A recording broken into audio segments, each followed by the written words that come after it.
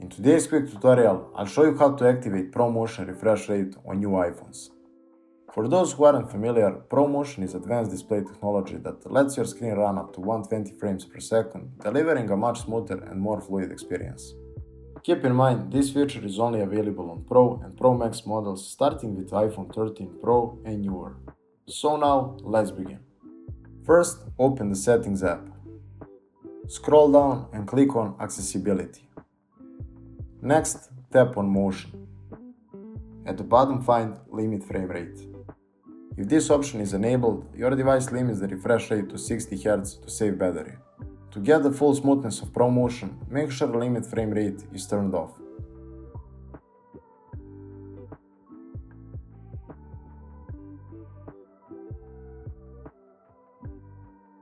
And that's it. I hope you find this video helpful. Thank you for watching and see you in the next one.